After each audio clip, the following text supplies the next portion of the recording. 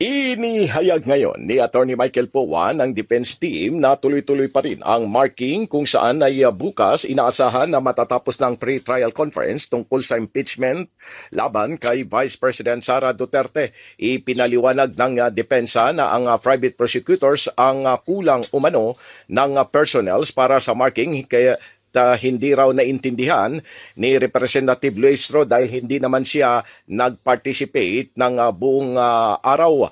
Nilinaw ni Attorney Pua na pagkatapos ng marking ay mag-o-order na ang impeachment court ng pre-trial order. Ipiniliwanag ni Attorney Pua ng defense team na hanggang bukas na lamang June 25 ang pre-trial. Pagkatapos noon ay mag-o-order ang impeachment court ng decision at magkomento naman ang magkabilang panig ang depensa at prosekusyon.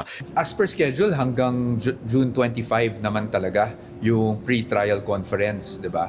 So, it's just a matter of malalabas ba yung pre-trial order o hindi. Dahil once mailabas yung pre-trial order, again, para rin sa kaalaman ng ating mga kababayan, kailangan din pong magkomento ng bawat panig doon sa pre-trial order na yon, which kakailanganin din namin ng akmang panahon upang gawin yon. So, this is something that is being discussed not just between or within the defense, it's being discussed even with Secretary Bantu. So ano lang po yun, abangan na lang po natin siguro. Nais umano ng depensa na mapabilis ang pre-trial conference na kahit Sabado kung kinakailangan anya ay handa silang papasok para lamang matapos ang kanilang tinatalakay. Nilinaw ni Attorney Michael Powa na ang timeline ay binibigay ng impeachment court kaya't hindi niya masasabi na naantala na sila dahil nais lamang ng depensa na mapabilis ang proceedings. Idinagdag pa ni Attorney Powa na ang pagmamarka ng mga sangkaterbang dokumento ay hindi basta na lamang markahan dahil masusi nilang sinusuri kung original ba ang mga dokumento.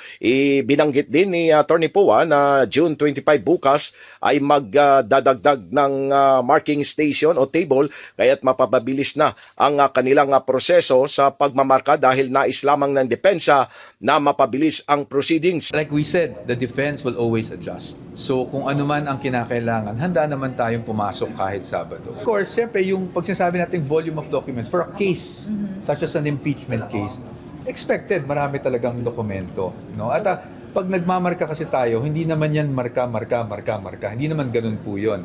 Tinitingnan natin kung ang kopya ay original, kung ang kopya ay certified true copy, kung ang kopya ay photocopy, at ibig pong sabihin nun ay kinukumpara din namin ang original sa photocopy, yung mga ganung bagay. So, hindi lang po simple yung pagmamarka, pero natural lang po yan at ginagawa po yan sa regular courts. Sa panig naman ng prosekusyon, pinabulanan ni Congressman Terry Ridon na iniwan ng prosekusyon ang pre-trial kung saan ay pinaubaya na lamang nila sa private prosecutors ang naturang pre-trial proceedings. Ipinaliwanag din ni Representative Ridon na ang tumatanggap ng mga sangkaterbang dokumento ang dapat na siyang magpaliwanag at hindi ang prosekusyon kaya't walaan niyang katotohanan na tumatanggi sila kaya gaya ng ipinahayag ng depensa. Well, di ko totoo yun kasi sa ikatlong araw na ho, ako huwag natatapos, nandito ako hanggang dulo eh. Hindi ba? So, nung first day, ako din huwag nagsara ng pagpupulo ng unang araw. Kahapon, andito rin ho ako nung dulo. Ngayong araw, anong oras na? Alas 5:30 na ho, andito pa rin ho ako. So, hindi yun totoo.